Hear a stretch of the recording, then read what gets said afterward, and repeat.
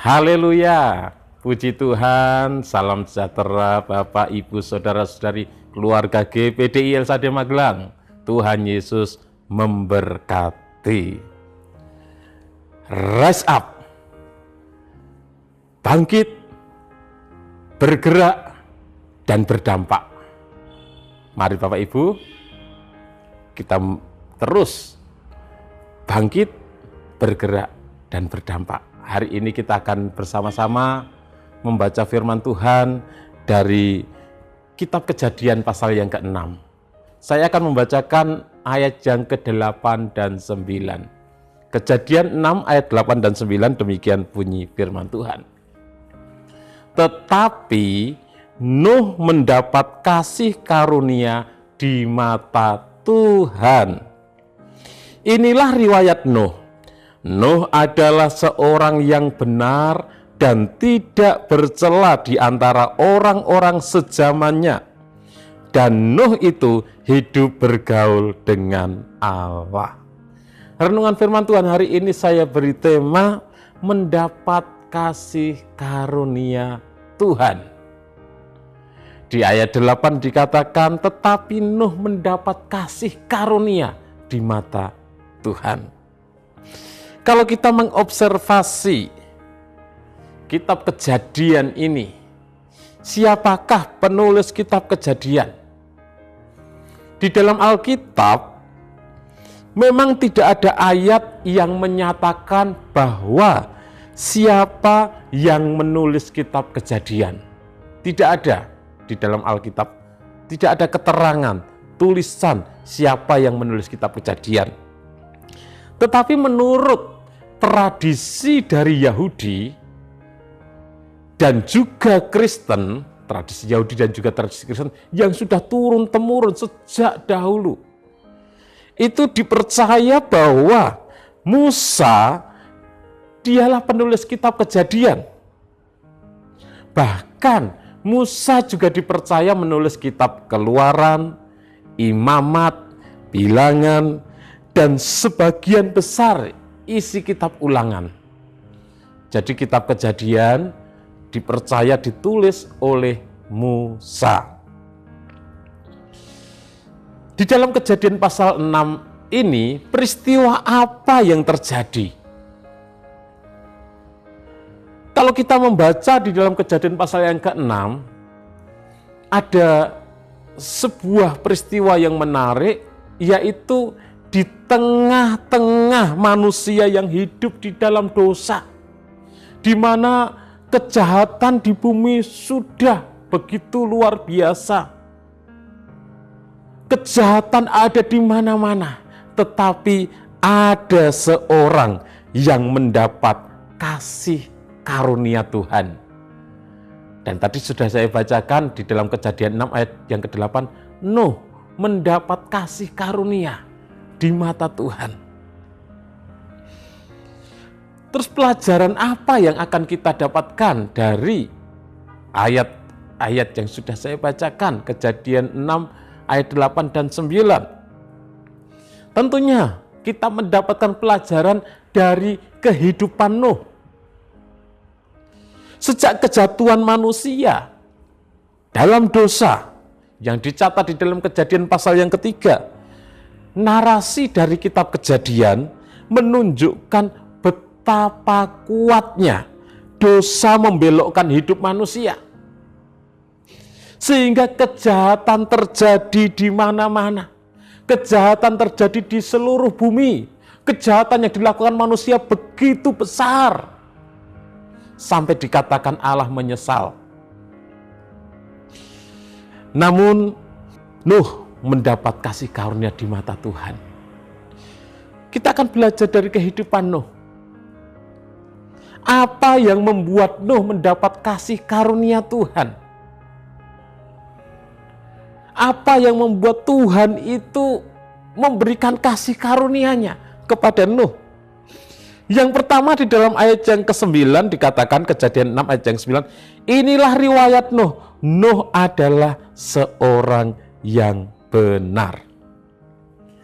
Jadi Nuh mendapat kasih karunia Tuhan karena dia seorang yang benar. Dia seorang yang hidup benar di mata Tuhan. Di dalam Kejadian pasal 7 ayat pertama dituliskan, lalu berfirmanlah Tuhan kepada Nuh, masuklah ke dalam bahtera itu, engkau dan seisi rumahmu, sebab engkaulah yang kulihat benar di hadapanku di antara orang zaman ini. Jadi Tuhan berkata langsung kepada Nuh, engkaulah yang kulihat benar di hadapanku. Nuh seorang yang benar di hadapan Tuhan, di mata Tuhan. Bagaimana cara hidup kita benar? Bagaimana supaya kita itu bisa hidup dengan benar? Belajar dari Nuh. Nuh itu hidup oleh iman tentunya. Dia bergaul dengan Tuhan. Dia percaya kepada Tuhan. Dia beriman kepada Allah yang benar. Beriman kepada Allah Abraham, Ishak dan Yakub. Allah yang disembah Nuh itu Allah yang benar, Allah yang kemudian berfirman kepada Abraham, Ishak dan Yakub di dalam Kejadian 12 dan selanjutnya. Jadi Allah yang sama. Jadi Nuh itu dia beriman kepada Tuhan. Dalam Roma 1 ayat 17 dikatakan, sebab di dalamnya nyata kebenaran Allah yang bertolak dari iman dan memimpin kepada iman, seperti tertulis, orang benar akan hidup oleh iman. Jadi orang benar itu akan hidup oleh iman. Nuh seorang yang benar karena dia seorang yang beriman kepada Allah yang benar. Allah yang menciptakan langit dan bumi. Terus bagaimana supaya kita hidup benar? Sama seperti Nuh, dia beriman kepada Tuhan. Yang kedua selanjutnya, dia melakukan segenap perintah Tuhan dengan setia di hadapan Tuhan. Kita bisa membaca kisahnya bagaimana ketika Tuhan memerintahkan kepada Nuh untuk membuat bahtera yang besar. Dibuat dengan kayu gofir, dibuat 3 tingkat dan lain sebagainya. Dikatakan Nuh melakukan tepat seperti yang diperintahkan Tuhan. Nuh melakukan segala sesuatu semua yang diperintahkan oleh Tuhan. Nuh melakukan segenap perintah Tuhan dengan setia di hadapan Tuhan. Sehingga dia seorang yang benar karena dia hidup melakukan perintah Tuhan, taat kepada Tuhan. Di dalam Ulangan 6 ayat 25 dikatakan, dan kita menjadi benar apabila kita melakukan segenap perintah itu dengan setia di hadapan Tuhan Allah kita, seperti yang diperintahkannya kepada kita. Kita menjadi orang yang benar ketika kita melakukan segenap perintah Tuhan dengan setia. Sama seperti Nuh. Nuh adalah seorang yang benar karena dia beriman kepada Tuhan. Dia melakukan perintah Tuhan dengan setia. Pelajaran yang kita dapatkan, kita juga bisa menjadi orang yang benar ketika kita beriman kepada Tuhan Yesus Kristus. Karena dia Allah yang benar.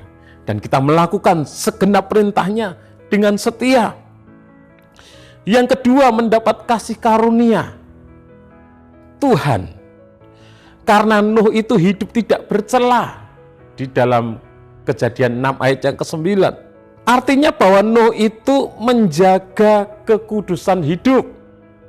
Ibrani 12 ayat 14 dikatakan, berusahalah hidup damai dengan semua orang dan kejarlah kekudusan.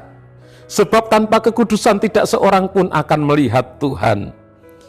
Jadi Ibrani pasal 12 ayat 14 berbicara tentang penyebab manusia tidak bisa terhubung dengan Allah, yaitu karena dosa. Karena ketidakkudusan itu menjadi penghalang. Tanpa kekudusan tidak mungkin manusia bisa melihat Tuhan. Tanpa kekudusan tidak mungkin manusia bisa terhubung dengan Tuhan. Dan Nuh itu hidup tidak bercela, artinya Nuh itu hidup di dalam kekudusan, menjaga kekudusan hidup. Di mana orang-orang sejamannya hidup tidak kudus. Hidup di dalam kebejatan moral. Hidup di dalam penyembahan berhala dan lain sebagainya. Tetapi Nuh tetap menjaga kekudusan hidup. Dan yang ketiga, Nuh itu bergaul dengan Tuhan. Tentunya poin yang kedua, menjaga kekudusan hidup, beriman kepada Tuhan. Poin yang pertama juga itu merupakan pintu gerbang supaya bisa bergaul dengan Tuhan, beriman kepada Tuhan, melakukan perintah Tuhan, menjaga hidup di dalam kekudusan sehingga bisa bergaul dengan Tuhan, bisa terhubung dengan Tuhan. Allah adalah Allah yang kudus. Kalau tanpa kekudusan, kalau hidup di dalam dosa, kita akan terpisah, tidak bisa terhubung, tidak bisa bergaul dengan Allah. Jadi Nuh bergaul dengan Allah. Suka berdoa, suka menyembah Tuhan, beribadah kepada Tuhan. Itu yang dilakukan Nuh. Dan tentunya aplikasi dalam kehidupan kita, Bapak Ibu Saudara yang kasih Tuhan, untuk mendapat kasih karunia Tuhan, kita juga harus hidup benar, hidup oleh iman kepada Tuhan Yesus Kristus.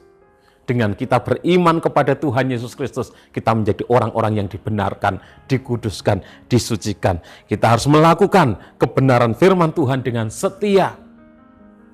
Dan juga kita harus hidup tidak bercela.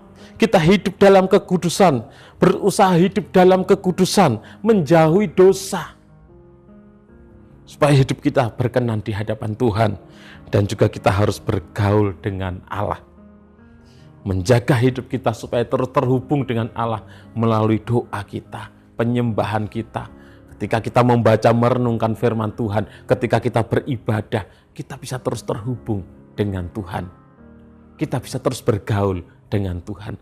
Tuhan ada dalam hidup kita, kita ada dalam hidup Tuhan. Sehingga kita menjadi orang-orang yang mendapat kasih karunia Tuhan. Terima kasih, Tuhan Yesus memberkati Bapak Ibu Saudara yang sudah dengan setia mengikuti Renungan 79. Kiranya ini menjadi berkat bagi kita semuanya. Bagi Bapak Ibu Saudara yang ingin menyampaikan kesaksian atau ingin didoakan dengan pokok doa tertentu, dapat menyalurkan melalui chat WhatsApp di nomor 0813 2742 0088. Mari kita berdoa. Kami bersyukur Tuhan, kami dengan beriman dan percaya kepada Tuhan Yesus Kristus, kami menjadi orang-orang yang dibenarkan.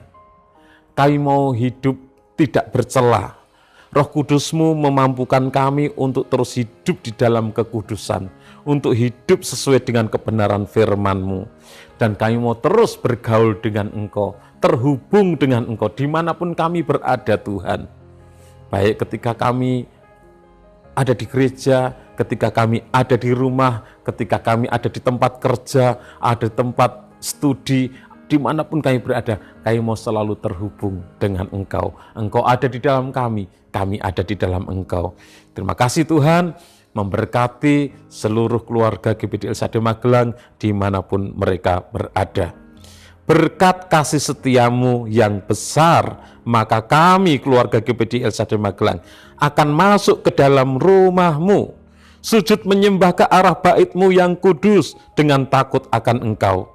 Tuhan, tuntunlah kami dalam keadilan-Mu, ratakanlah jalan-Mu di depan kami. Dalam nama Tuhan Yesus Kristus kami berdoa bersyukur. Haleluya. Amin.